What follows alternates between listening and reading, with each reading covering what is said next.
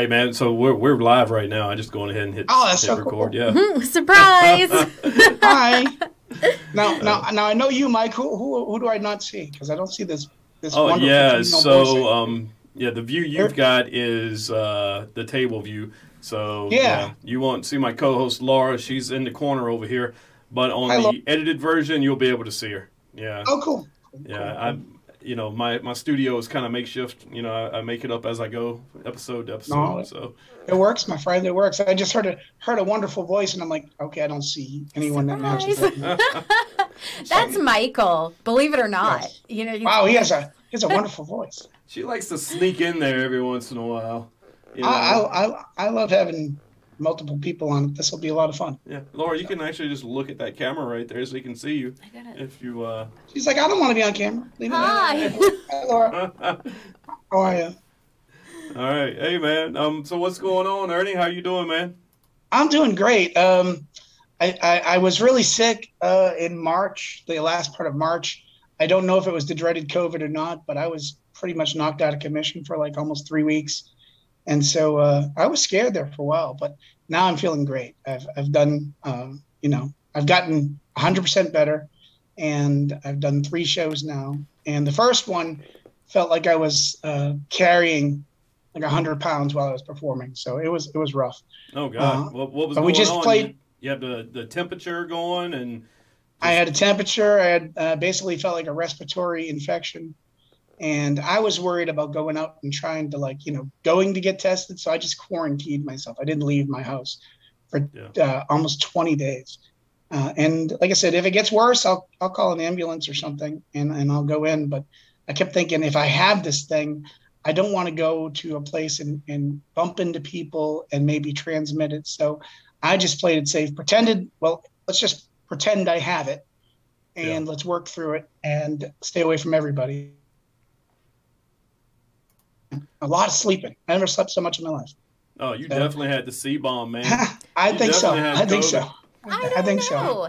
In the age of COVID, people like to forget that other illnesses do Yeah. exist. So there's a very real possibility, Ernie, that you did just have a really bad respiratory infection. I think it might have been the flu and it turned into a respiratory infection, but we don't know. And so I had to play it safe. I just said, I'm just going to pretend I have it.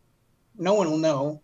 But usually when I get the flu or something, that's how it hits me. When I get a bad cold or an infection, I'm usually out of commission for a couple of weeks at least. Oh, that's got to suck, man. You can't perform. Excuse me. See, well, luckily for me, it happened during a 3-week period where we didn't have any shows. Wow. So it was just, you couldn't ask for perfect timing for something terrible to happen to you. But it was terrible. And I got through it. And then I saw the date on the calendar and I said, well, one of the rules and I don't know, this is probably not what you wanted to talk to me about, so I apologize. But one of the rules for COVID and going out into public is you have to maintain a normal temperature without using any kind of medication for 4 days. And if you can do that, then you're no longer considered contagious. And so that was my goal. I kept not taking my medicine to see if I can keep the temperature down. And finally, that last week, right before a show, I did 5 days in a row without needing any medicine. And I was like, okay, I still feel like crap, but I got to go do this show because people don't understand me getting sick. I'm not allowed to be sick. If I have a show, I've got to show up and sound like Steve Perry, even though it's impossible to sound like him healthy. I got to try and somehow manage how to do it sick. So I just didn't tell anybody because, you go, well, I got a cold. And then people are like, oh, I don't want to go, because he's, it's going to be terrible. So you just have to lie to everybody and tell me you're feeling great. Yeah. And keep it together. Well, I got to say, man, you do sound like Steve Perry. You sound like Ernie thank Shepard as Steve Perry, man. I got to tell you, one of the best Journey tributes out there. By the way, for everybody listening, we just kind of jumped into this. We've got Ernie Shepard. He's the vocals, lead singer for Trial by Fire, Journey tribute band. How that's long me. You been? What's that? I said, that's me. That's him, man. You are the man. Yeah, I watched a few of your YouTube videos today, man. God, man, you guys do a great show. When are you coming down to Raleigh? Raleigh and Charlotte are so hard for us to book because we're usually in Live Nation venues there. And excuse me, every now and then I'm going to have to I had a little cough still. No, that's fine, man. But we are Live Nation venues in the big cities. And so they've been shut down. They got hit pretty hard because their business is large crowds. And they're just now starting to play with the idea of doing something. And it's slow moving. So I've tried to book at the Lincoln Theater, but every date they gave me, we were booked. And it's a good problem to have. I mean, if I look at my summer schedule, June, July, and August, I have like 2 open dates right now for those 3 months. So we're pretty busy for the world we live in. Unfortunately, it's in like the beaches. You know, I say unfortunately, I love the beach, but we're down at Hilton Head Island. We're at Myrtle Beach. We're at in Charleston. We're in Virginia Beach. And these are places that were more open to having live entertainment sooner. So we booked up. And so most of the people in the Charlotte and Raleigh area don't have a place to see us. We are playing like New Bern and Greenville later in the summer.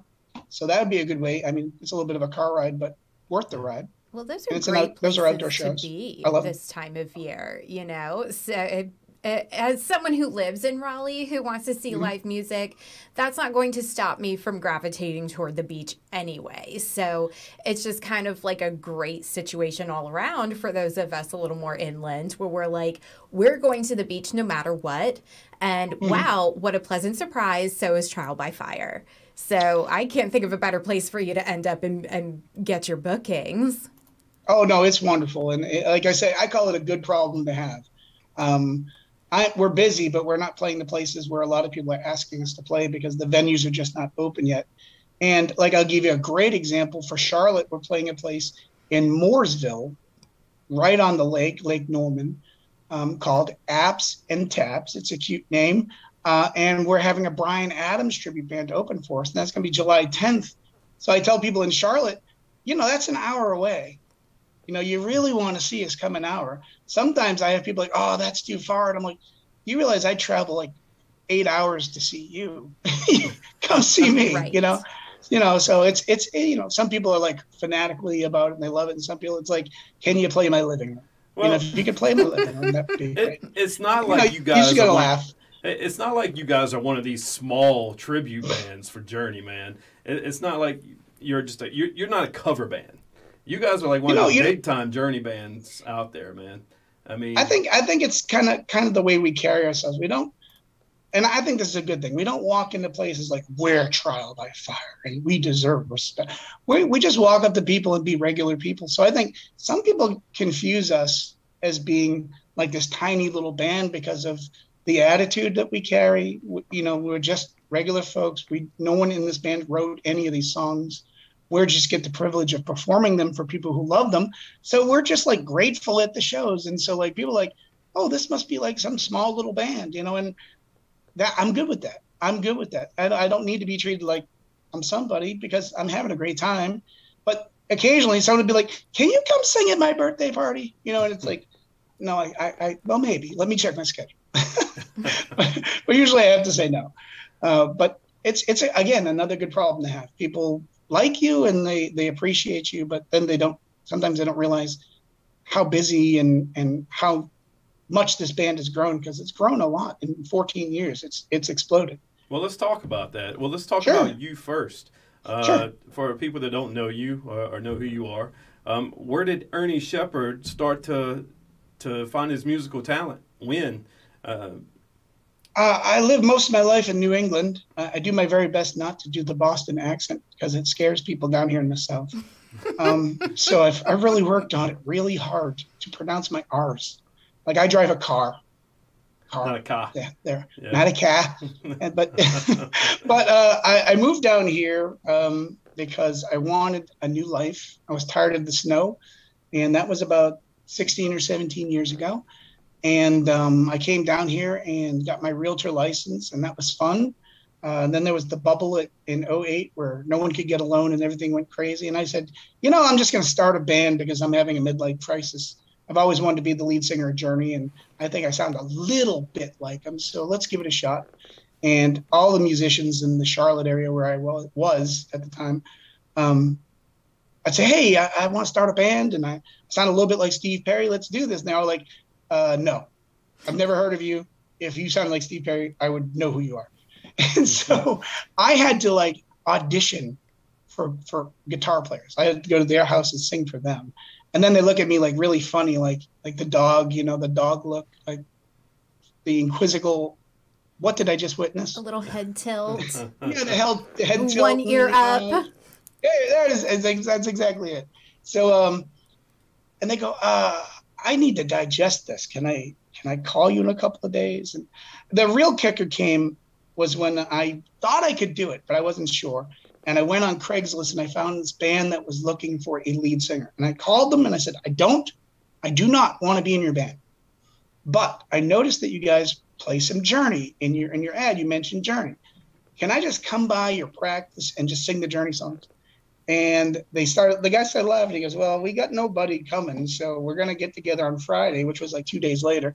Here's the address, come on by. And they did Don't Stop Believing, Separate Ways, and Faithfully. And I went down to the little basement, you know, practice area. And I had never really sung with a professional band before. And I was in like this little bar band when I was like 19, but it doesn't really count.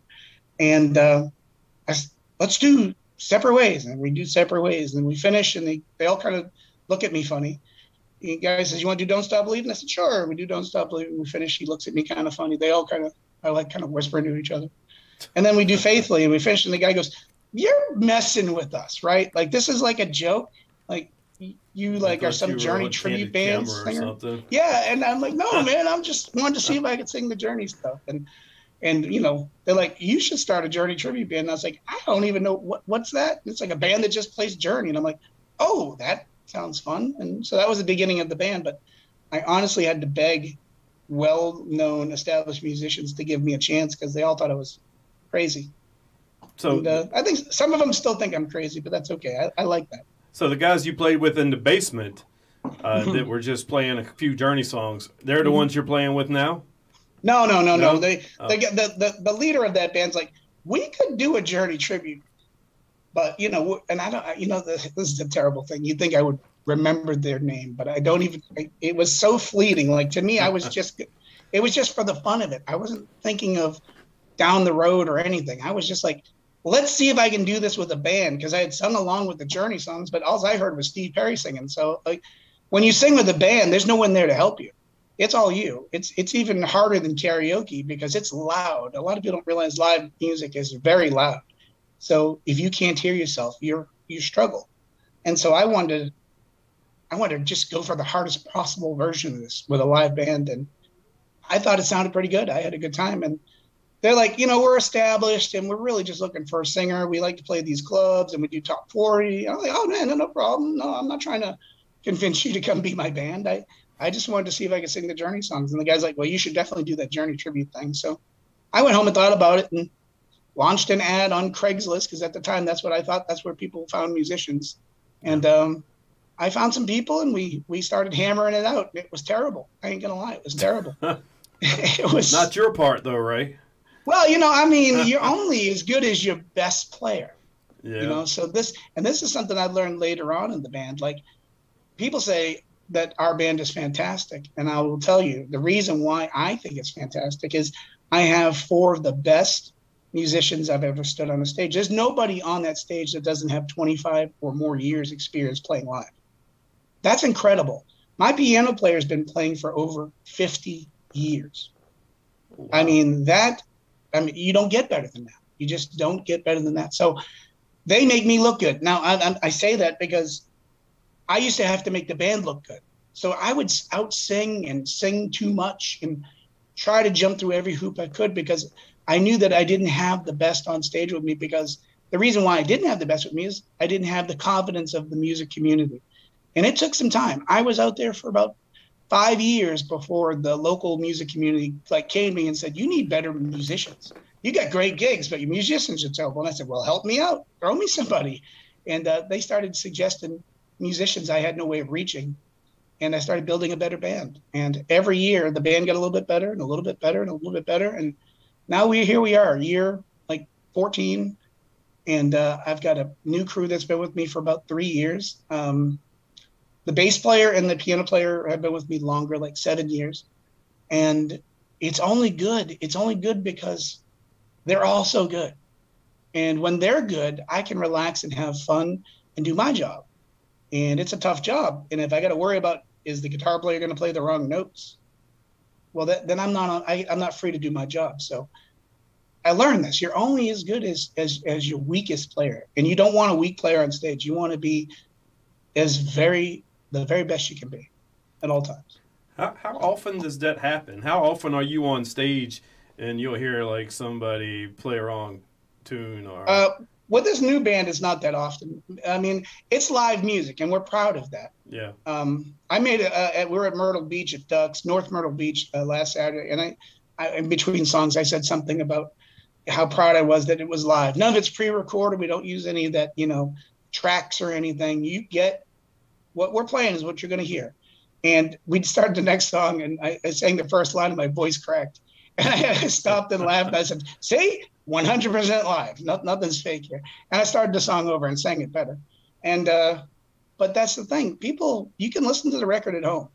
You want to be impressed with the band that's really putting it together. And I love that we do that. We're 100% live. There's nothing playing behind us. And if we sound like Journey, then we've done our job. Well, I think you've been doing your job for, 7 years now with this band, for the most part? Yeah. I'd say the last 7 years have been the most successful. I was building the band the first 7 years, and it was a lot of work.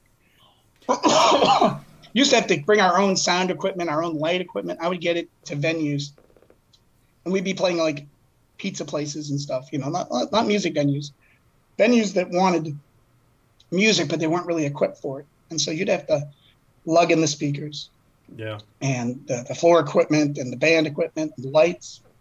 I get there at 1 o'clock in the afternoon and leave at like 3 in the morning, and you'd make terrible money. I mean, that's called cutting your teeth and paying your dues. And I look back at it now, and I'm grateful for it, but I'm also very happy we're at a place now where we can just show up at a venue and plug in and do our thing. It's a lot easier. Yeah. Have you guys got a big travel bus? No, we don't. And the funny thing is I almost bought a travel van with a trailer, because that's how most people do it. We're not, I don't imagine us ever being so famous we have a bus, but it could happen. I just don't think that big, I guess. I live in the day that I'm in. I don't dream much. But I was going to get a van, but then I realized everybody wanted to leave at different times. And I was like, okay, so if I just want to get this straight, y'all want to drive yourself? And they're like, yeah. And I'm like, okay, well, now I don't have to buy a big old a van or bus and worry about taking care of it. So we all just meet at the venue in our own vehicle. Sometimes some of us will get together and carpool. If it's a very far away show, like we played Texas with at the State Fair Rodeo, we played there, and then we played in Michigan, which was like 14 hours away. We rent the van and make the best of it. Wow, so you guys reach out pretty far then. I mean, Texas, Michigan. Yeah, I don't like to do it often. It's more like for the experience of it, Like I used to, again, when I was building the band, I used to think, okay, to be a real Journey tribute band, I've got to play this entire country. That was my thought. Yeah. And then I realized I was running the band ragged, myself ragged, and we weren't making any money. And so I realized that I could book North Carolina a lot and then play the states that are immediately around it. So we mainly played Virginia, North Carolina, Tennessee, South Carolina, and Georgia. And occasionally we'll go down to Florida. Occasionally we'll take a crazy gig somewhere that's like far away. But we look at it as an adventure, not the norm. And we make better money. So it's like you got to, work smarter, not harder. Yeah. And it took a while for me to realize, if I'm well known in North Carolina, that's good enough. I don't need to be famous or whatever, across the country. Well, start in North Carolina. It sounds like you're reaching out a little bit, man. I mean, well, I was shocked when Charlie Daniels, God rest his soul, he's passed on now, but he actually is the one who had the management company reach out to us to play with him at the Texas State Fair and Rodeo. And his exact words were, they wanted a Journey tribute band. They gave me 5 to listen to, and you were the only one who sounded like Steve Perry. And I worked with Steve Perry, so I would know. And that was pretty cool. You actually worked with. Oh, we got to hear about this. So how did that go down? So I got a call from a management company. They said they wanted us to come out to play the Texas State Fair and Rodeo. And I had never performed in Texas. And I asked them how much. The money was okay, but it was an 11-hour drive each way. Yeah. And I was not looking forward to it. So I initially turned it down. And the guy says, "This is Charlie Daniels, man. You can't turn down Charlie Daniels." And I'm like, "Well, I mean, I love Charlie and all, but that's a long ride." And he goes, "Well, let me tell you what Charlie said." And this is what he told me. And I actually got to meet Charlie, and he confirmed the story. He said, Charlie Daniels, they told Charlie they wanted to have a Journey tribute band open for him. And he says he loves Journey. Who is it? And they said, "Well, we got 5 bands we're listening to." And they gave him the links. And he listened to all 5 bands, and he picked us. And he said the reason why he picked us was because out of all the 5 bands, I was the only one who sounded like Steve Perry. And Charlie Daniels had worked with Steve Perry in the past. They had done a tour together. And he like wasn't going to do it if it wasn't going to be somebody who sounded like Steve Perry. So he picked me. And I'm, again, honored. And when he told me that, I'm like, okay, we'll do it. You know, like, so I'm like, now I got to meet Charlie Daniels. So I snuck into his VIP thing and sat down next to him and started talking to him. And first off, why'd you have to sneak in? Well, you know, like, I'm literally the band. I mean, he wanted you there, and you had to sneak in. That's crazy. Well, it's weird, you know, like when they do VIP things, they like charge a lot of money for it. So like I didn't want to pay, and so like I was like, okay, so I was in there earlier because we had a VIP meet and greet. The band did, and the funny thing is, I saw the two, like our meet and greet and his meet and greet, and like the fans were like, with us, they were like, yeah, so that was okay. You sounded a little bit like Steve Perry. With Charlie Daniels, they were like, "Oh, Charlie, I love you so much. You're my favorite." I was like, yeah, that's a star. And we're just some guys from North Carolina.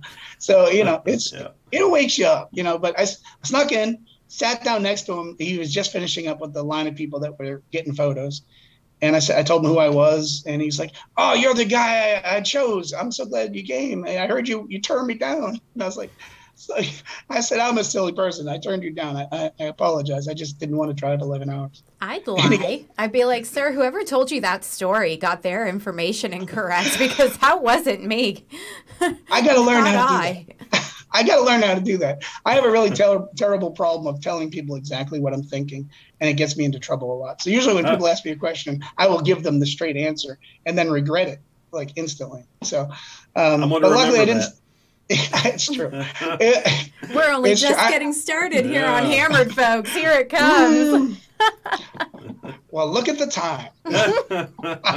But it was great meeting him. He told me stories about him hanging out with Steve Perry. He's like, and this will be the only story I tell because I don't want to like go off the path too much. But he's like, so like I'm backstage and like Journey's sound checking, and I hear this voice, and I look out on the stage, and I can't find the guy who's singing. And I'm looking because he's amazing, and I just want to see him so I can go up to him later and say, "Wow, you're so talented." And finally, he found him. Steve Perry was up at the soundboard using the mixer's microphone to sing sound check while he adjusted everybody's levels. So just imagine that. He's his own sound man, and he's up there singing like an angel, working on getting Journey to sound good. I mean, it's just amazing that like he wasn't like the kind of guys like, you know, the sound guys, that's his job. They ain't my job. I'm a star. He wanted it to sound good, so he ran up there, and finally Charlie recognized it. He's like, "Is that the sound guy singing? Because if it is, they should hire him." It was such a funny story. But and they had a great time, and they had a lot of mutual respect for each other, and it was just a great story to hear from a legend, you know, talking about, you know, one of my major influences and him hanging out, laughing, and having a good time. And there I'm sitting there with him kind of doing the same thing. And then he says, "Do you want a picture?" And I'm like, I didn't bring anyone with me to take the picture. So he grabs one of his people. He said, "Can you get over here and take a picture of me and Ernie?" And he grabbed my phone, and we took a bunch of pictures. And I'm like, yeah, okay, I would have did this for free. I would have drove 11 hours for free. It was a lot of fun. Have you got that picture anywhere on your Facebook or? Yeah, it's somewhere on my. I mean, I posted so much I'm starting to annoy people. But if you want to, I'll send you the photo. I'll dig it up and I'll send it to you. Yeah, I'll stick it right here, Okay. where I'm looking right now. We'll put it right there. Yeah, I'll send it to you after. So that's crazy. Did you get a chance to talk to Steve? Did he give I've you never any met feedback on Never. like your performance or anything like that? No, he was talking No, about Charlie Daniels. I was talking about Charlie Daniels. Worked with Steve Perry. Yeah. Steve Perry wasn't there. He said Steve Perry was doing the sound check. Yeah, Steve Perry was doing the sound check. Ernie wasn't there. But the sound check Charlie was Daniels was there. Yeah, it's Charlie Daniels and Steve Perry were on tour together. That's what I was talking about. Oh, whoops. Many years ago. Poor Michael was so excited for I was like, you. Damn, you got to meet Steve Perry. No. I've never met Steve Perry, and I wouldn't even try to meet Steve Perry. I feel like that would annoy him. He's kind of a recluse. He doesn't want to be bothered by people anymore. So he once auctioned off a coffee with him. Like you can have coffee with Steve Perry, and it sold for like $75,000. It was for charity. So that's wonderful that he could raise that much money. But like, I imagine it's 10 minutes and you're sitting at a table and you get to ask him 10 questions and he finishes his coffee and he stands up and he leaves. $75,000 is a lot of money for that. So, I mean, I'm happy that somebody got that thing and it went to a good charity, but Ernie had $10 in. I was in for $10. What would you talk about for 10 minutes at Starbucks with Steve Perry? If Steve Perry walked into Starbucks and sat down with me, I'd be probably asking him more about like his beginnings, and you know, because I know way too much about him. Like the band has a joke that there's a restraining order on me for Journey and Steve Perry, and that's why that I can't go to meet them because it's illegal for me to do so. But I would probably ask him about his beginnings because I know that him and I share another influence, and that's Sam Cooke, and I'd like to like, did you buy records? Did you, what was it like? Like, did you stand in the mirror singing, Sam Cooke tunes? I'd like to hear those early days, those things that a lot of people don't know. Because everything else, if you look hard enough, you can find out what's going on in his life. I'd like to know the things that maybe he wouldn't normally just share. What was, childhood like? What was it like? What'd you do for fun? What was your favorite stuff to do? More personal stuff than about the music, because I have probably read or listened to every interview ever done with the guy, and I can cite it verbatim. I drive the band members nuts. Like, I know facts that I shouldn't know. And so I'd rather know more about who he is as a person than the performing. So what's your favorite Steve Perry fact? Steve Perry and I are exactly the same height. We're both 5'7.5". So we're short little guys. We're not big, tall guys. I like that we share that. Another fact that I like is that he has the exact same, not year, but he has the exact same birthday as Sam Cooke. Man, I think that's some crazy stuff going on here. Yeah, there's a lot of connections there. It's nice. This is Laura's neck of the woods. She does all these coincidences. Yeah. So, I was brushing up on my Steve Perry knowledge, before this call. And, his birthday is January 22nd. And I'm like, it makes perfect sense that Steve Perry is an Aquarius. Mm-hmm. So my question for you, Ernie. Oh, boy. Are you also an air sign? I think I'm a fire sign. I'm an air. I'm a reformed Aries. Okay. I like that answer. But when I say reformed, I've had to learn to not be so Aries. Because Aries kick down doors and tell people what's going to happen, and I've suffered the consequences of jumping in with both feet too fast and too hard and scaring everybody. So like I've learned that the best way to be is to be like an air sign, to be more like an Aquarius, to just kind of let life happen and enjoy it as it's happening around you, and you participate, but you don't have to force it. You don't have to make it happen. I'll admit, man, working with me for the first year or two of the band, I was terrible, because I was like, you got to do it like this and it has to be like that. And I look back on it now and I'm like, man, I pretty much ruined it. Those first couple of years were pretty bad.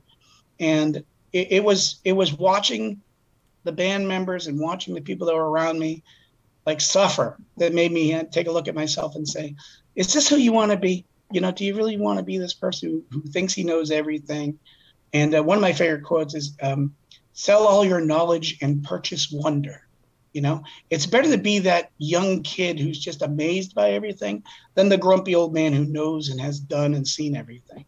And so I try to just be in the moment and enjoy it. And like a lot of people like, are you okay? You're so quiet. And I'm like, oh yeah, I'm just floating. I'm having a great time. I'm looking around, seeing everything that's happening. And one day I won't be able to be on a stage and sing for people. And I want to take all these mental photographs so I have them for a later time. So Reformed Aries, I still get my moments where I think I know everything. You know, it's when you, and they're gonna sound like I'm gonna sound like an ass here. I don't want to, but like I know a lot, so it's hard for me to like shut up and not be the guy who's knowing everything in the room. So I have to like catch myself and go, like, our guitar player is hilarious. I think I'm funny, but like I don't want to compete for who's funnier. So I will sit back and just let him tell all the jokes and laugh. And I'm like, yeah, this is better. This is better. I get to be in the audience for a change and watch somebody else be the funny one. And it makes for more camaraderie, you know, than me trying to prove that I'm the funniest person in the band. And in the early days, that was me. I had to always be the star all the time. And now I'm like, I'm just happy on stage, and I'm happy that people think it's good enough to pay money for and come see. I have never heard a more appropriate phrase in my entire life than that of a Reformed Aries, because you described it perfectly. So as you're talking, I'm like, okay, so then he must be like an air sign moon. But then as you're talking and you're really getting into the feelings and the experience of just being alive and being in these situations, now I'm going Pisces moon, which is also super appropriate for any musician. No, I'll take it. Anything's better than, I mean, again, there's nothing wrong with leaders. I mean, I still am the leader of the band. Like they come to me, you know, they just assume I know everything. And because you know, because I do. What time is load in? Do they have water? Are they giving us any beer? Like they hit me with a list of questions. I'm like, yes, no, yes, 4 p.m. Yeah. And, you know, there's nothing wrong with having a leader. If you don't have a leader, you're not going to get anywhere. But Martin Luther King, I think, said this, that a leader can't get so far ahead of his people that they lose track of him and stop following. And that's, I'm not quoting it exactly, but something like that. A leader has to be with his people, you know, and if you're going to lead a team, you got to be a part of the team. And being part of the team is making allowances for the other people to be the team. You know, like, again, I use the joking thing, like our drummer, Adam, he brings this USB speaker to the green room and he plays some crazy, wild music that I don't like. But I sit and I listen to it and I try to like it because I want him to know that, like, I want to know who he is. And if he's this passionate about this music, I'm not going to like call it bad names and walk out of the room. I'm going to sit there, you know, drink a beer and go, yeah, that was interesting. And every now and then I go, hey, I like this one. And he's like, oh, good. I'll send it to you, man. You can listen to it, add it to your playlist. And he gets all excited. And I'm like, okay, so that's, I think in my mind, that's what a leader is. Well, I wanted to ask you. So, yeah, you touched on that. So what does a Journey tribute band sit around and listen to? Y'all don't listen to Journey songs, do you? No, God, no. No, when we hear Journey, we groan. And I'll tell you, we all groan for different reasons. I'll tell you why I groan. Every time I hear Steve Perry sing, I go, I quit. I'm done. I can't do this no more. Because when I hear him sing, I hear the perfection. I just hear perfection. And I think that's why I get mad at other Journey tribute bands when I hear, like, you read their website. I've gone to them all. I've read all their websites. I try not to, but I got to see what they're doing. And usually they describe their lead singer as flawlessly capturing the essence of Steve Perry. And I'm like, no one, not even Arnel Pineda, who sings for Journey, is capturing the flawless essence of Steve Perry. So that was my next question for you, Ernie. When 3 years ago, I went and I saw Journey and Def Leppard in Baltimore. And, you know, I went for Def Leppard. I like Journey, but, you know, it was kind of like, you know, a nice opening for me to enjoy Def Leppard. So I'm sitting back and I'm enjoying Journey and I'm listening and it sounds really good. I'm happy it's happening. And I'm like, look at that sprightly little Korean guy up there. He's killing it. Good for him. What are you? Slight correction. He's Filipino. He's from the Philippines. Oh, geez, my apologies. It's okay though. Ooh, it's all right. Yeah, and he's that's good to know. And I hate to get that wrong. No, it's all right. He's from the Philippines. He has had a terrible, hard life. And the fact that Journey found him and added him to the band, it's a beautiful story. If you ever want to see the story, there's a documentary called Every Man's Journey, and it's actually about how Arnel became a part of the band. And it's very inspiring. It's a great story, and I recommend it to everybody. Is he Steve Perry? No. But guess what? I'm glad that they got a nice, humble guy out there who honestly didn't have a chance. He was basically me. He was in a cover band and just trying to, pay his bills. And all of a sudden Journey snatches him out of obscurity and he's a superstar and he's still the same guy. And I aspire to that too. I don't think I'm anything.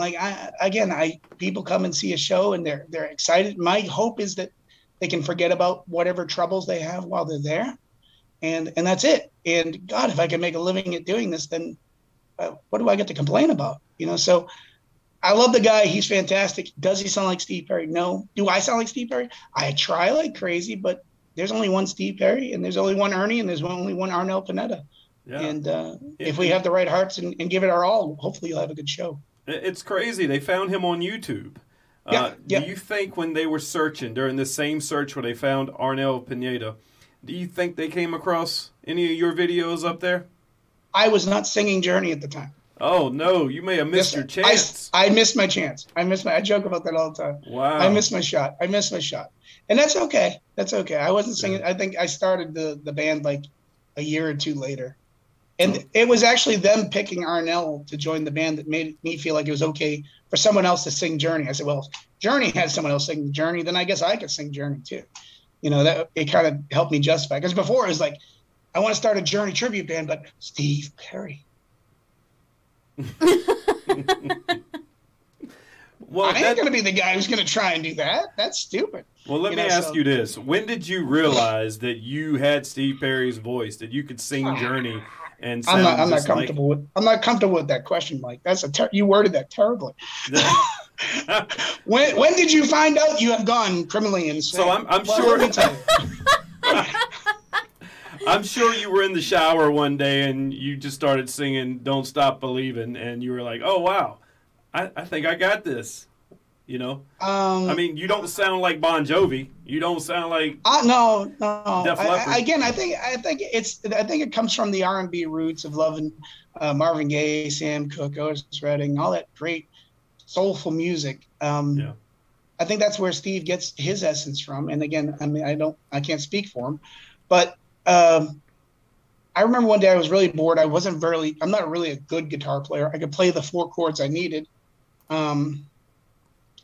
But I got my guitar out and I was bored one day and I started playing the 4 chords to Lights and I started singing. And I must have just been really bored because I think I played the song for like 3 or 4 hours. And towards the end of that, my voice, I don't know if it was just general exercise or it stretched out. But by the end of that, I was like, damn, that's pretty good. And so I found a karaoke track on YouTube of Don't Stop Believing. And I'm like, well, I know I can't hit that high note. There's no way I can hit that high note and Don't Stop Believing. I'll get to that part and that'll be the end of it. And I got to the high note and I sang it. And I was like, we might have something here. What's going on here? Like I was equally as shocked. And then like, I started like showing friends like, okay, let me show you something. What do you think? And they're like, yeah, it's pretty good. Yeah, it's pretty good. Yeah, you sound a little bit like him. I'm like, oh, that's cool. And it grew from there. But there was no like, me standing on the mountaintop and going, I sound like Steve Perry. No, it was not. That's disappointing. I'm sorry. It never happened. I wish you had. Oh no. To this day, I had to learn a phrase, and it's "Thank you very much for coming." And anytime a fan says something insane to me, I have to throw that switch and say, "Thank you so very much for coming," because I'm honored. It's wonderful. But I come off the stage and they're like, "Can I get a picture with you?" Sure. "Oh my God, you sound so much like Steve Perry." Oh my, like, and crazy people are like, "Oh my God, I'd rather listen to you." And I'm like, "Did you escape this morning from somewhere?" You know, and I'm like, I can't say that. So I'm like, "Thank you so very much for coming." You know, so that's it's my safe way of not agreeing with them and not hurting their feelings, you know. So no. Jesus, Ernie, take a compliment. I know it's hard. It really is. It's difficult. People say, "How do you do it?" And I say, I close my eyes and I swing really hard for the fence and I hope I connect to the ball. That's it. That's all I do. I'm up there hoping for the best. And hopefully this won't end up making people not want to come see a show. It's just, I'd rather be honest with you. This is difficult. This is difficult. You know, there's no show I do where I go, "Oh, this is going to be a breeze."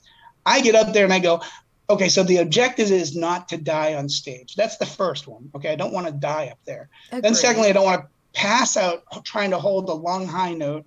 And, you know, you think, "I can hold on for a little bit longer. I'm fine." And then you pass out in front of everybody. You don't want to do that. So that's the other thing you're trying not to do. And then third, don't sound bad. And then fourth, try to sound like, you know, one of the greatest singers ever. Well, have you almost died on stage? No pressure. No pressure. What was that, Mike? Have you almost died on stage? Or I felt like you wanted to die? That first show after the dreaded COVID, I think, I thought I was going to die on that stage. There was a point, we got to the third song, and I'm like, is there a way I can not sing anymore? Like I was calculating, like, what would have to happen for me to be able to go home now? And I couldn't come up with an answer, so I just kept singing. I just kept going. But every song I was like, one more closer to being done. Yeah, and like, I don't want to do shows that way. I love performing. I love singing these songs. But when you think you might be dying of some kind of respiratory disease, it's pretty hard to do this. But I don't let anybody down. I mean, I got messages that morning from a fan friend of mine, Mary. She's an older woman, but she calls me her adopted son, but she uses the language like against my will. Like she's adopted me against my own will. Like I've been kidnapped and adopted. And she had missed our last show in her area, and that's where this show was. And she had talked to me for like 6 weeks about how excited she was to come. And I was like, I ain't gonna let her down. I'm just gonna show up and do my very best, and hopefully she's happy. And she sent me messages saying how great it was and how awesome and how happy she was that she could get out of the house and be around people and enjoy live music again. It was just nice. So it outweighed the almost dying. God. Yeah, I mean, there you go. I do like the way how Don't Sound Bad on Stage is number 3 on that priority list and Don't Die is number 1. I'm assuming those made kind of like a flip-flop after your illness experience. So in the beginning it was Don't Suck on Stage and Don't Die on Stage was number 3. And since then there's been a little reprioritization. So, like at Myrtle Beach, I was feeling pretty good. So I think Don't Suck and Sound Like Steve Perry moved up. And then it was Don't Pass Out and Don't Die. But during that COVID, when I thought I might have come out of COVID, Don't Die was definitely number 1. I'll have to tell you. It was a rough night. And as you can see, as I talk and get excited, I get a little bit of a cough still. So I'm still recovering from it. Well, if you need to take a break or anything or drink some water. No. Just as long as you don't mind me. As long as you don't mind me coughing, I apologize for that. No, we're good. I mean, this is real. We want the people to see you cough. I'd just rather be, authentic. I mean, there's so many people in this business. Like, I don't know. It seems like work to me. Maybe I'm super lazy. I don't want to pretend to be somebody I'm not. I'd rather just be me. And if people like me, that's great. And if they don't, well, that's their choice. But I'm not gonna work on building a facade that I got to carry around. I'm me. I can be an odd person. Let's get into that, man. We've talked about Ernie Shepard, the stage performer, trial by fire singer. What do you do when you're not on stage? Like, is that your full-time job? I am also a licensed realtor. I don't do a lot of real estate, especially with this crazy market. I specialize in helping people buy homes. And right now, you will never hear a realtor say this. So this is how you know either I'm crazy or I care too much. Now's not a good time to buy a home because we have an inflated market. There's not a lot of homes that are up. for sale, and the ones that are for sale, people are overbidding by $20,000 and $30,000, and I just think that's insane. I'd rather wait, and everything that goes up has to come down. And it's just like the stock market, you want to buy low and sell high. And if I'm helping people buy, I'm telling them, let's see if this market settles down. Let's see if the bubble pops a little bit and things settle back. We're not throwing 30,000 we don't have at a house just because we want to win. That's not wise. There's going to be houses. There's going to be a time to buy a house. And so I basically shot myself in the foot, because I basically tell my clients, don't buy a house right now. And that's my other job. So, oh my God, yeah. Every realtor I know is like, buy. I mean, they're making these killer commissions. And they're all lying to you because they want to get paid. I'm sorry. Yeah, exactly. I don't know it's their job. It's an honesty thing or ethics thing, but believe it or not, there's a code of ethics that realtors are supposed to follow. They are supposed to like when they buy a house, when they help someone buy a house, they have to pretend they're buying it for themselves. So if they wouldn't do something, they can't encourage their client to do it. And so I know, basic economics. I know I've seen the market go up and I've seen it come down, and right now it's crazy. And everybody's talking about how crazy it is. And people are still going, oh yeah, but I need to make a living and people need houses. No, they're probably renting somewhere, and yeah, they're losing that money on rent, but are they going to make $30,000 back, buying a house today? Yeah, maybe in 40 years they'll make that 30,000. Again, it's a personal thing. I can't tell somebody to do something I wouldn't do. I want to buy a house too. Right now I'm renting an apartment and I'm looking for a house. I have my dream house all mapped out in my head, and right now it's too expensive. So I'm gonna hopefully the market will adjust again sometime in the next 6 months. What's in your dream house? It's away from people. Okay, so large plot of land. Check. I want a large plot of land. I want a ranch home because I don't like stairs. Every house I've ever lived in, including this apartment, has like 3 flights of stairs. So like, if I'm going to buy something, I just want to have everything on one level. I don't want to have to go upstairs. I don't know if that makes me look bad, but it's definitely on my list. No. And I want a back patio, and I want to put a hot tub on that back patio, and maybe some land for some goats. I always wanted to raise pygmy goats. Oh my God, that's cute. Precious. So I think that those are like the main things. Away from people, big land, ranch home, all on one level, back patio with a hot tub, and enough area, because my goats are going to be my lawn mowers. They're going to eat. I'm not going to mow the grass. They're also going to be your audience during the off season. I think it'll be so cute when we go to visit Ernie in his dream house and he's just in the back singing to the goats. That's so cute. Well, here's another thing. A lot of people assume that I sing a lot. I don't sing between shows. I rarely ever sing between shows. Well, you have to rest your voice, right? It's mainly it, but also like, I'm tired of hearing me. Like, I hear me enough. Like I start singing and I go, I don't need to hear that. It's almost like when Journey comes on the radio, I have to turn it off. And the only time I listen to Journey is when I'm like, okay, so I think I've been singing that part wrong. So let's bite the bullet and see how the master would do it. And I put it on and I go, I'm singing this whole song wrong. Oh my God. How come no one has stopped me? I've been doing this wrong for how long now? And then I have to have a little breakdown and maybe get a drink or something, and then listen to it again and actually start working on relearning it the right way. But there's no journey for pleasure. That's the one thing. It's tough. There's no like, oh, this is my favorite Journey song. Let's listen to this. That just doesn't happen. We know you do not listen to Journey in your downtime. No. What do you listen to in your downtime?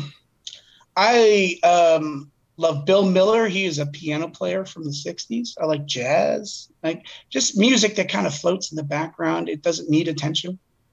You're listening to it, but you're also still can have a conversation with somebody. Okay, so mostly like instrumentals. Yeah, I like instrumentals. I do. Every now and then, I've rediscovered my love for Tony Bennett. Tony Bennett, he can just sing anytime, and I'm good. I'm just, yeah, Tony. Yeah, you get that, boy.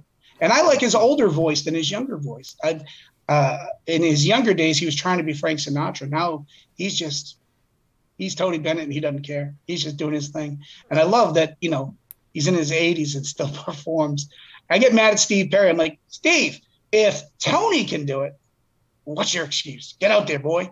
But Tony Bennett's like ancient. How old is Yeah. that guy? He's got to be in his 80s now. I think he's close to 86 or 87. Yeah, he's still doing it. He's still out there doing it. I love that. Well, how old is Steve Perry? I think Steve is 72. Yeah. Gracious. Yeah, I believe he's 72. Wow. Yeah, and that's his excuse when people ask him why he doesn't tour. He's like, Uncle Steve ain't no spring chicken no more. And that's a quote. That's actually what he says. Well, you still got like Paul McCartney still out there, right? He's got. Oh yeah. I think the people that love it can't help but do it. Yeah. And I think honestly, without trying to talk about Steve's psyche, I think Steve loved it. I don't think he loves it anymore. I think it's a part of his life, but I don't think it's something that he released a new album like 3 years ago, and it's a nice album, but even Neil Schon's like, okay, Steve, like it's just not what you would expect from him. But he did it for the love of it. He enjoyed it and he put it out there. And people are like, why aren't you touring? And he's like, I don't know. I'll let you know. But that's his way of saying, no, I'm not going to tour.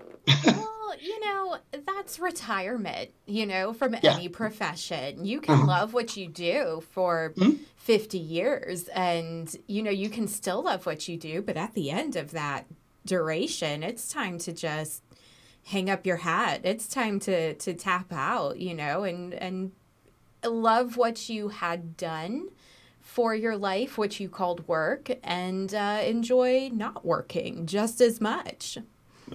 It's got to be tough for Steve Perry, though, because he was a part of Journey for Ernie can probably answer this question. How many years was he fronting Journey?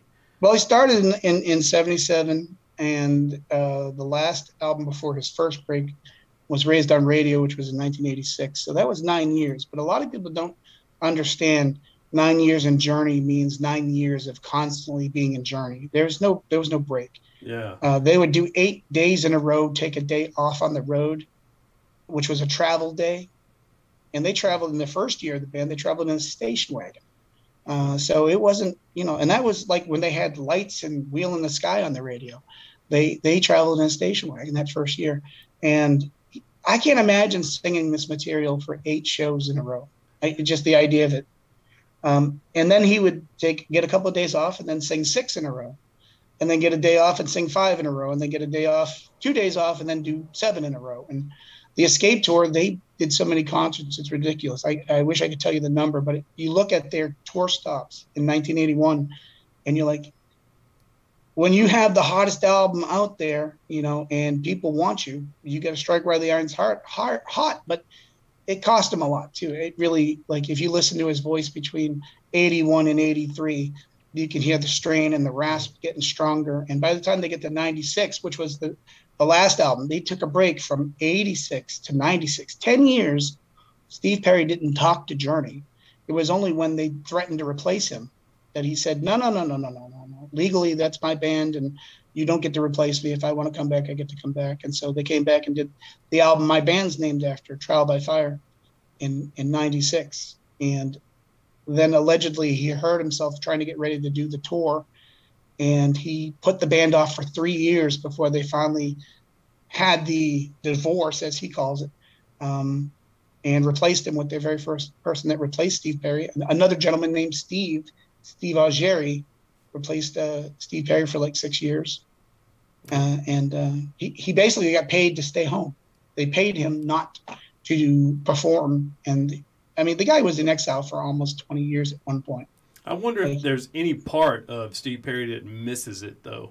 Like he does. He's sitting at home and he sees Journey out touring right now, and he doesn't miss Journey. I can tell you that, because in one interview they said, "Do you miss Journey?" He says, "Did you ever wish you could get back with them?" And he says to the interviewer, "What's your wife's name?" And he's like, "Susan." "And what was the name of the girl you were dating before you married Susan?"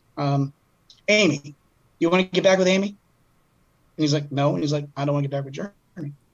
It was a part of my life. It was a relationship. I'm happy it's over. I'm happy I was there. I don't want to go back. I don't want to relive that part of my life." I guess that makes sense. I never thought about it like an ex. And it really is like that. Like I have ex-band members that I would be nice to if I ever saw, but I'm not looking to hang out with them.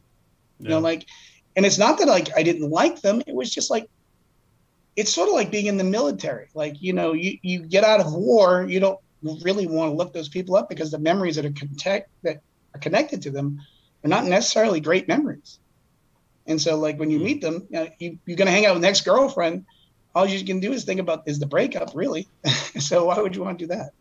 You know, so he misses being in front of people. He's said that many times.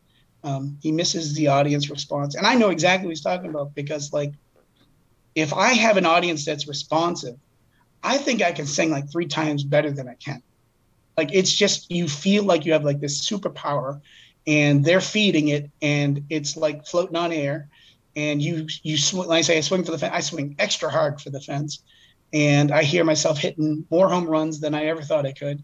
And then there's nights where the audience is like, we could care. And you're like, oh, this is going to be a tough show.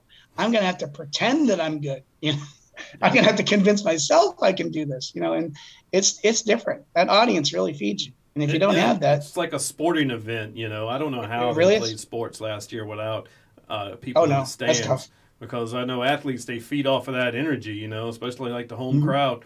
And I get it. If you're performing and the crowd's dead, it's going to make you guys like, ugh. It's terrible. Bleh. Yeah. I mean, when we got the crowd on our side, it's like having the home field advantage. You know, the crowd is cheering for you. And like, I look out, if I could see some person locked into the song with me, they're singing along. They're singing all the right words. They get the same face, like they're passionate about it. I'm like, oh yeah, this is great. This is fantastic. I know I'm going to have a good night. And sometimes you look out and they're playing with their phones and you're like, wow. So I'm just going to tell you this now. Don't ever invite Michael to a show because he gets all the words wrong and he plays on his phone. I'm recording videos. Mike. So I have a service announcement I want to do. And I'll be real fast. If you come to a show and you hold up your phone taking video of the performance, you're missing the show. Don't do that. Because when you get home, you're going to listen to those videos and you're going to hate them because they sound like crap. Nothing sounds better than being right there in the moment and enjoying the show. You're missing the show by taking video. When you post them on Facebook, they sound terrible. They just do. And I always have to like apologize. I see people like posting video of me singing. I'm like, sorry, I sound like crap. You know, I want to blame the cell phone. You know, but like, be there in a moment and enjoy it. Because honestly, that video it's not going to go viral. It's not going to make you an influencer on Instagram. I promise you. But just we have to prove we were there, Ernie. We have to prove we were there to our friends so they can get FOMO. You know. Okay. All right. I'll go with that. Missing out. No. I'm gonna let it go. I just wish more people would like focus on the show. That's what I want. No, I get it. I know it can be frustrating, but man, you look out and you just see them holding up their phone at you and like, you know, I'm gonna have to see this on Facebook later. It's just not the same. It just isn't. I've never seen. Honestly, I see them on Facebook all the time. Not other bands. Every now and then I see one. I'm like, how do they sound so good? Oh my God, that's amazing. Yeah. Like there's some bands out there. I'm like, geez, how are they doing that? Like, I listen. Maybe it's me. I listen to cell phone video and I go, oh, that's terrible. I just go past it. I just won't listen to it. Well, I've never heard a cell phone video that had high quality surround sound, to be honest with you. Yeah. I mean, it just, the speakers overwhelm the phone and then it just doesn't sound right. Man, I went to Bon Jovi a few years back at PNC Arena in Raleigh. And, you know, he sang all his hits plus some new ones. But, man, you should have seen all the cell phones that were up in the air for Bon Jovi. I'm like, this is an iconic rock star. And everybody was up in their phones, including yours truly. Well, naturally. I mean, I had to. You know, I mean, it's one thing to get like a picture. You know, I have a ton of pictures from when I saw Journey and Def Leppard in 2018. I have a ton of pictures. That was like the year I think of the pictures concert. Are acceptable. Take some pictures, zoom in, and show people you're there. And, you know, I mean, I've done it at some shows myself. So, but I always try to remind myself, don't be that person you don't want them to be. So I like, you know, take some video of one song. Yeah. Take some pictures of one song, your favorite song. but then put the camera away and the phone away and be in the moment and have fun. I just think this new generation that we're living in, we're missing fun. Like we're trying to capture fun instead of have fun. And I just think it's more important that, it's like being on a roller coaster. Do you want to take video of being on the roller coaster, or do you want to be on the roller coaster? And I don't think you can do both. I think you're missing out on the opportunity. Might lose your phone. Yeah, and that'd probably be the best thing that could happen, right? If they lost their phone, I'd be all right with that. You guys are going to be local on June the 4th. You guys are going to be at the Blind Tiger in Greensboro, right? Well, you're over in Raleigh, so do you consider that local? Yeah. I mean, it's only like an hour and a half. I love the Blind Tiger. I think the Blind Tiger and their staff are great people. I'm gonna be there on June 4th. That's a weekend where we're doing 2 shows. We're doing one on Friday, one on Saturday, but not at the same venue. We're going down the road to Salisbury on Saturday to play what I call it a supper club, because everybody's sitting down at tables. Even before COVID, it's 100 people. They sit at tables and they eat food while we perform. It's really strange, and I don't eat before a show, so like the whole time I'm like, damn, that pizza smells good. Like it's kind of funny for me. Like I'm in the middle of Open Arms and I'm like lying beside you here. That pizza smells good. Yeah. So that's the Saturday night, but the night before we're at the Blind Tiger with Hard Rock Reunion is going to open the show, and that's basically a hard rock cover band, and they're fantastic. They open for us every time we're there, and they always draw some good local people, and it's a fun venue. It just is a good place. Yeah, invite you guys to come out if you can make it. Yeah, Laura and I, we were just at the Blind Tiger a couple of weekends ago. Who'd you see? We went to see our buddy Lee Robinson in the L.A. Maybe. Oh, L.A. Maybe and Steel Panther. So you're there on Sunday for Steel Panther. That's yeah. We took our cameras there and shot like a little documentary type film for the L.A. Maybe. Did some interviews. That's cool. And checked them out. That's real cool. It's a nice venue. Yeah. It's so personal because it's small. You can get right up on there and. Oh yeah, no, it seems like a big venue. Like it has a big venue feel, but it's really not big. Like it's really 400 or 500 people maybe. Yeah, it's really small. If you can pack it out, that is. But no, great. I always feel for original music. We need original music, but like people always ask me like, how come you don't write and record some original music? And I always say, because I don't want to put a lot of effort and money into something that 50 people will buy. And so anytime I hear about like an original band, because it's a lot of work, like I don't even claim to be a musician. I'm a guy who sings Journey. Songs were written 30, 40, 50 years ago, and they're really popular. So I kind of got that going for me. But to get up there on stage and sing something that you wrote and try to convince the crowd that this is worth listening to and learning.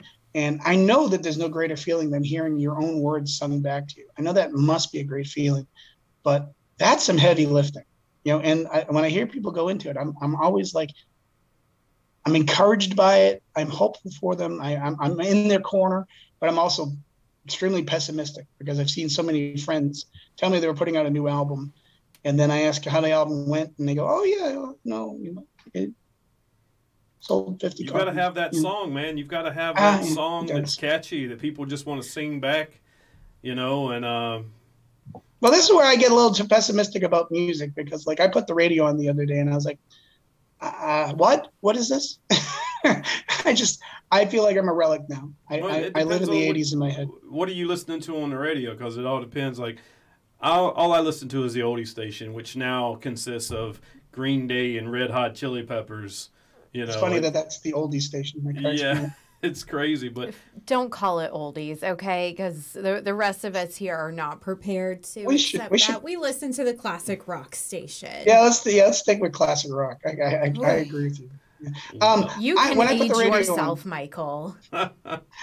Now, see, I'm the person who actually listens to the oldie station. Like, I will put on I don't think it's out there anymore, but like I'll Pandora like hits of the 50s, and like I can sing every song that comes on. Like I know the words to all the hit songs that came out in the 50s, and I love them, and I think they're great songs. And I can do it with most of the songs in the 60s, and then I lose my traction in the 70s, and my first modern band was when I got into Journey in the 80s. And so I had to go back and learn the 70s. And, I'm not going to say anything bad about the 70s, but I like music that kind of moves you. It's not so guitar driven. It's more lyrical driven. I mean, that's why I say I'm a big Tony Bennett fan, because it's about what he's singing. And when I listened to the radio and you asked me what I was listening to modern hit radio, and I didn't make it through one song. I was like, this is what is, I felt I was on another planet. And like, is Dua Lipa her name? Like Dua Lipa, is that her? I don't even like, know who that is. See, I Mike. believe that is her stage name. I couldn't tell you anything that she sings. I'm only aware of her because, I don't know. I guess that's just my age. That just comes with the territory. Dua Lipa. Okay. That's not her name. That's her stage name. I'm pretty sure. Because when I think of her name, and I'm not putting her down, because I mean she's probably a great performer. I don't know enough to weigh in on what I think of her, but I know her name is Dua Lipa, and I'm like, does that mean like to like take a leap? Is that what she's trying to say? I can do a leap. That would be my first question. What's her genre? What is she singing? It's like pop. Modern pop. Yeah, you lost me there. Do they really have a name for it? I mean, it sounds noisy. I don't know. I'm old. I admit I'm old. I get in trouble because like if I put on the radio, I'll listen to like modern country, and only the ones that like tell a story. Like that's what I miss about music. I like music that told a story. Yeah. Like it starts and there's a storyline to it, and in the end, you gotta know what the guy was talking about. And like I'll give you an example. This is an old country song, but Kenny Rogers the Gambler. Okay, If you listen to Kenny Rogers the Gambler, you've watched a movie in 3 minutes. The guy was alive. He gave some advice. By the end, he's dead. Oh my God, we've just seen a whole story. You're gonna edit this out, right? No. We're rolling with this. All right. I'm gonna stop talking now. This just in, Dua Lipa is her name. That's her actual name. All right, then. Well, see, then I stand corrected. That is now I want to talk to her parents. It is Albanian. Oh, okay. Well, see, ignorance. Ignorance. I have never I'm heard picking of on her name. I didn't know. You didn't know. Ernie didn't know. Did nobody know? So here we are. Google knew. Dua Lipa is in fact her name. There's a musician named Her. Did you know that? Yes, I like her. I think she's got a really great voice. I think that is a very talented artist. She's another pop singer. She is more R&B. But I think she's very talented. I've never heard of her. Sorry, I would never listen. Again, I don't know what it is. I think maybe some people get to a certain age and just feel like the music is not for them. Yeah. All right. Hey Ernie, so here's what we're gonna do. Are you ready to test your knowledge? No. Yeah, sure. So here's what we do on Hammer. No math questions, please. No math questions. This is a Journey quiz. You have to go up against Laura. We do this every time we have a guest on. All right. This quiz is going to be based around Journey questions. Now, Laura, she admitted that she did some research today, so this is kind of unfair. Well, I'm glad I did, because I didn't realize I was up against the Journey expert here. So, I can give you stories with every one of my answers. Stories with every one of my answers. So here's how it works, Ernie. Tell me how it goes. I'm ready. We've got 6 questions. It'll be 3 for you and 3 for Laura. The first one, whoever has the most amount right wins. If we're tied going into the 7th question, the 7th question will be the tiebreaker. So you are the guest, so you get to go first.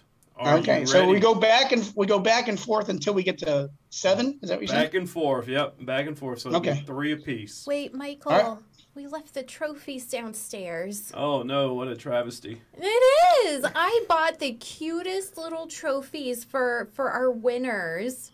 Well, you could go. How far is it? Go get them. Okay. Pause. You gonna go get them? Yeah. No, go ahead. Hang on. I gotta go get them. Yeah. Okay. They're so cute. I can talk to Ernie. Don't be scared to leave me alone. We can chit chat. No, but I feel like the producer is gonna get really mad at me for leaving in the middle of the show. Oh, you should be better prepared. Go ahead and take a pee break while you're at it. Oh my goodness. Well, I feel bad about like dissing Dua Lipa now. I feel terrible. I really do. No. I'm gonna buy her album now. That's what I'm gonna do.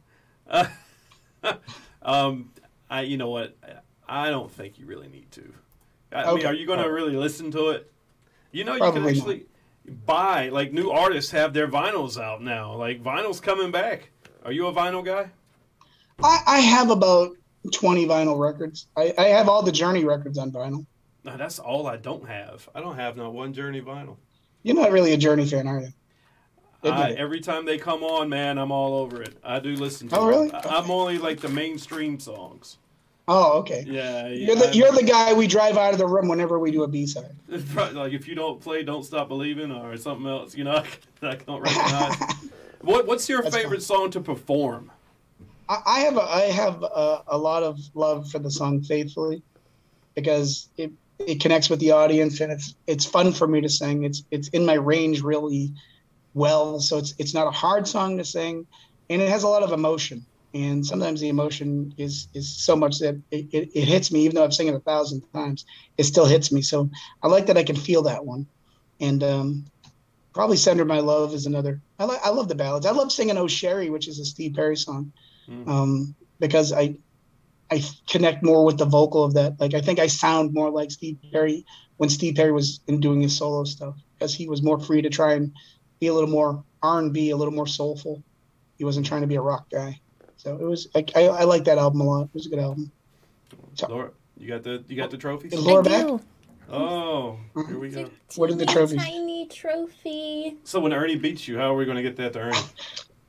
Well, we got to go see him perform, duh. Bring it to me at the Blind Tiger. That's I love right. it. That'd be good. All right, so here we go, Ernie. Let's you hope are I don't up embarrass first. myself. Step into the batter's box. Here it comes. All right, question number 1. How many albums were released by Journey before they signed Steve Perry? 3. Damn, he didn't even need to hear the rest of them. Ernie is up 1-0. All right, Laura, are you ready for your question? Absolutely not. From which? Now look, Ernie, if you know the answer, you can't blurt it out, okay? I will not blurt it out. I'll be good. I promise. All right. From which Journey song do these lyrics come? Those crazy nights I do remember. Look, Ernie's got to put a zipper on his mouth. Stone in Love. Oh, wow. We got a Journey fan. I like this. Oh, wow. That's good. You didn't Good see job. The screen? You sure? No. Oh, okay. Oh, my God. Yeah. All right. I can know things. Wow. To my chagrin. Ooh, the we are pretty 1-1. girl knows things. I am shocked here. Battle for this. I'm just going to stay. Ernie. I'm going to stay out of this. This sounds like a... All right. Here you go, Ernie. Number 3. Okay. Question number 3. Before they settled on the name of Journey, what was the original name they were known as? The Golden Gate Rhythm Section. Jesus Christ, that's he didn't even. I threw a bunch of like crap I made up. So bam, Ernie, 2-1. Just for funsies, let me hear what you made up. So we got Montrose, we've got Zuban, and Leadfoot. All right, here we go. Laura, are you ready? Yeah. Which title was Journey's first successful album? Escape, Frontiers, Infinity, or Departure? I feel like I'm about to get shamed really hard. Yeah, Ernie's licking his chops on this one. Could I have the choices again? All right, your choices are, as Ernie is cracking up. Dying. All right, it is Infinity, Escape, Frontiers, or Departure. Okay, and read me the question again. Which title was Journey's first successful album? Okay, Escape. And Ernie, you don't get points, but you want to answer that? Infinity. Infinity. Okay. All right. Hey, this is for the win right here, actually, Ernie. You get this one right, it'll be 3-1, and Laura can't catch up. So, while auditioning... Should I throw it? Should I throw one? Should I throw one for Laura? I can throw one. I have won Hammer trivia in the past, and I am up against a formidable opponent. I can humbly resign to you and fall asleep just fine. I don't want him to be a resign, gentleman. though. I want him to put the foot on the neck and just go for it. And here we go. That's terrible. That's terrible. While auditioning lead vocalists, Journey briefly hired Robert Fleischman and even recorded a song with him before they hired Steve Perry. What was the song? I can even send you the link to it. It's Wheel in the Sky. Oh, that's not what I have. See, a lot of people don't know that there's a Wheel in the Sky demo with Robert Fleischman. Oh, I've got. Oh my God! Did you get a question wrong, Michael? No. This came from Journey's actual. It was a Journey trivia website.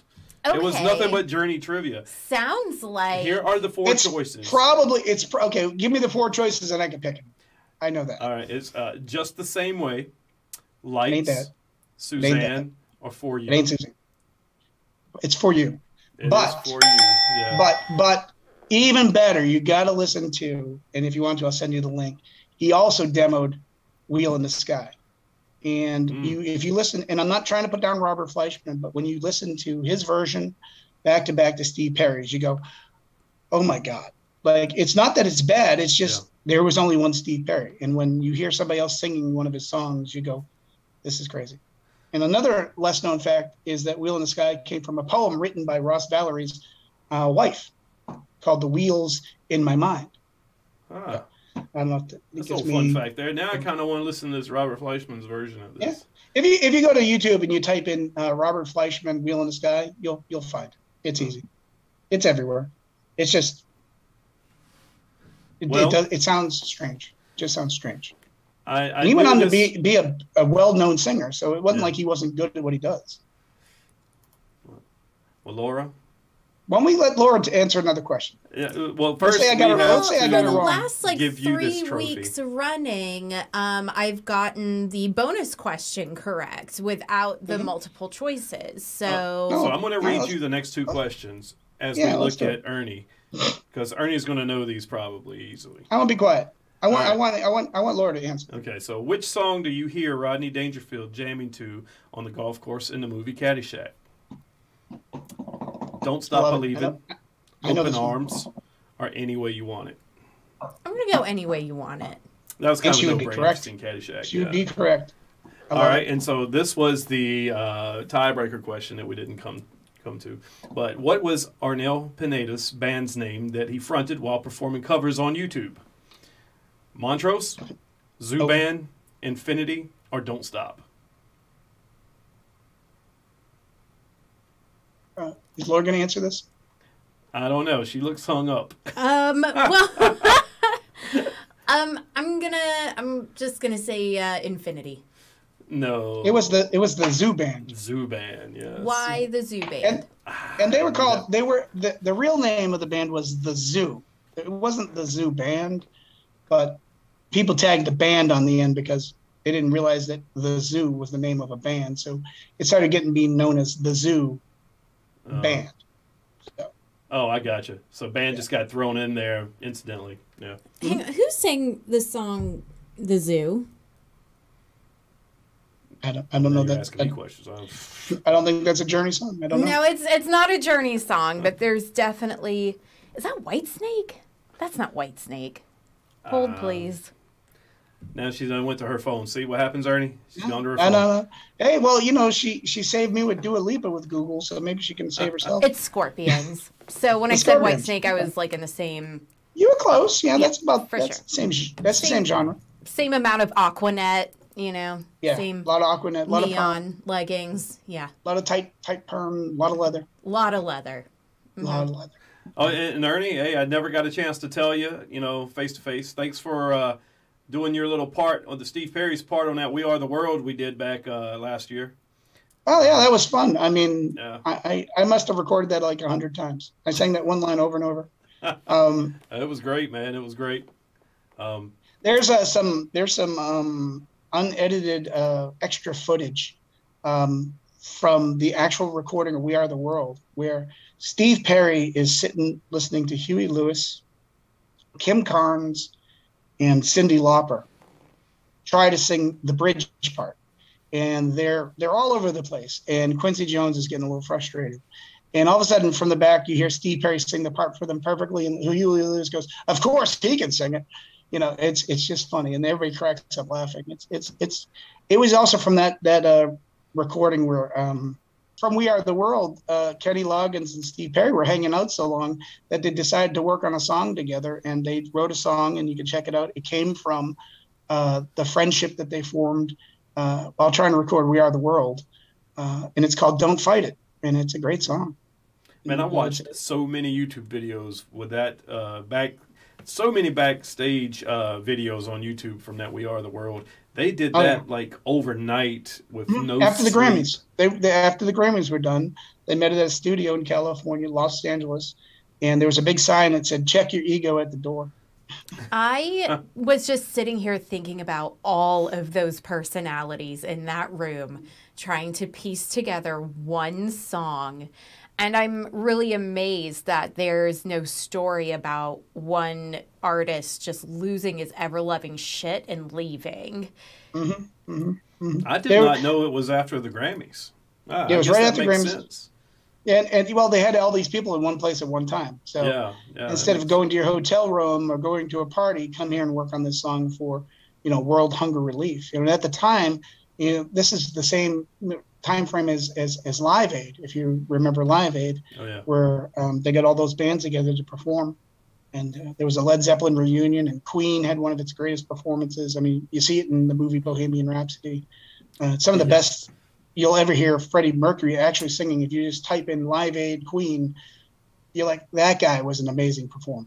We've seen that amazing. At least. Amazing. I've seen Bohemian Rhapsody 3 times at least. And they match that footage perfectly. Like if you actually watch the actual footage, there's one where they have it side by side, and you could tell they studied the Live Aid footage. Like there's the right number of Pepsi cups on the piano. He messes with a dial at the same time. It's just the effort they put in to make that remind people of the actual Live Aid thing was something else. So they use that Live Aid thing to basically try to get musicians to do something more than just make millions of dollars. And so the only person who was invited that didn't come was Prince.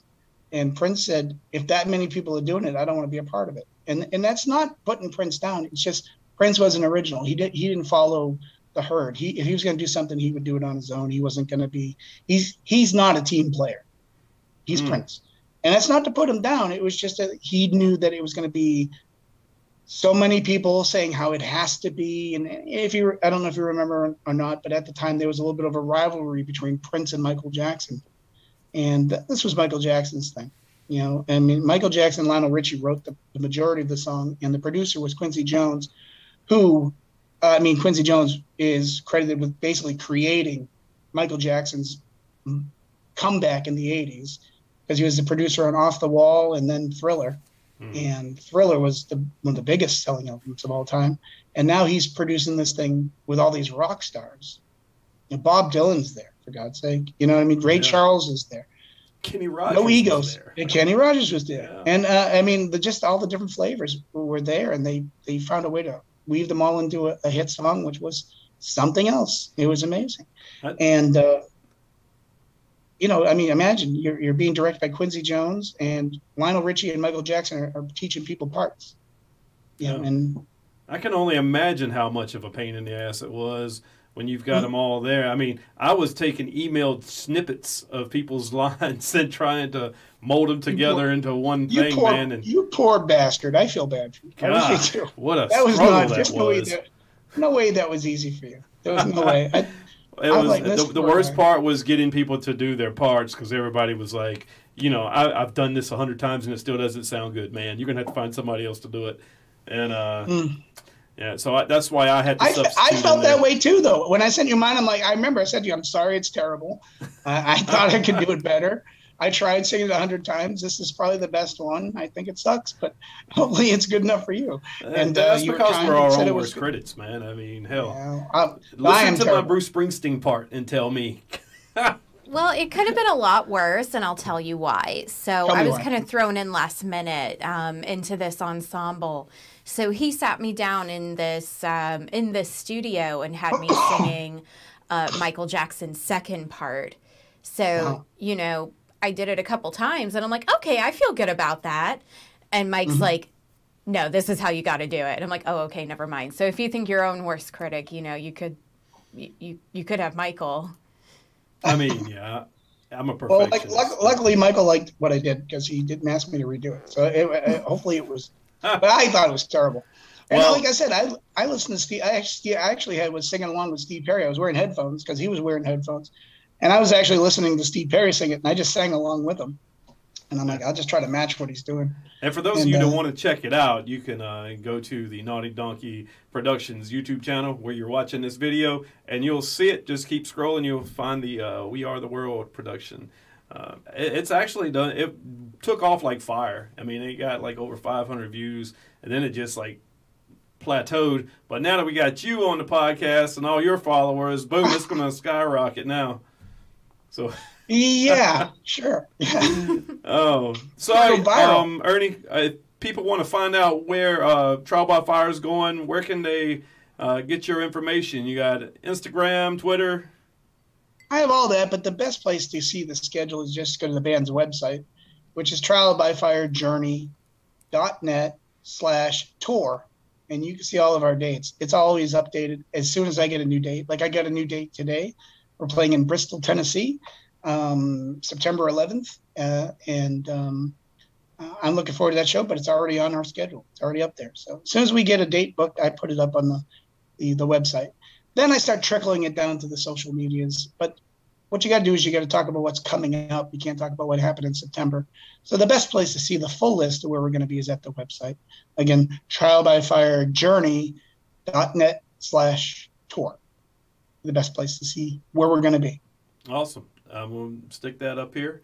And bookmark it. Bookmark. Yeah. So I found this video on Facebook. I'm sorry, on YouTube of you guys playing at the Fillmore in Charlotte. A little video I was going to end the show with. You guys are singing Separate Ways. So all right. Yeah, we'll close the show out with that. And it's my pleasure. Thanks for being on the show, brother. Oh no, it was my pleasure. Yeah, man. Good luck to you guys out there, and maybe we'll see you at the Blind Tiger in a couple of weeks. Oh, no, you got to come because you got to bring me a trophy. We do owe you a trophy. Show him the trophy. Well, hold on. Put it right there in the camera. Yeah. It's so cute. All right. Ernie, thanks again, man. It's adorable. Laura, thanks for being on the show. Always a pleasure, Mike. Laura, thanks for making this show better. Oh, you're so welcome. I think Laura made the show better. I'm trying to get him to pay for my chiropractic bills from carrying the weight of being the talent on the show. Oh, ouch. Ouch. I know, that's what I say too every time we wrap up. Wow. Yeah, I think she's got a point, Mike. Maybe you want to pay that bill. I'm hilarious. Maybe one day when we get monetized. Who knows, man. Okay. All right. Going right to my bank. It all starts with this. It all starts with this episode. And this is the one, man. This is. I'm telling you, I'm bringing all your followers. They're going to be Hammerdites. I like it. Hammered addicts. Okay. Something. Okay. Just stop. All right, folks. This is Mike. We'll see you on the next episode of Hammered. Peace.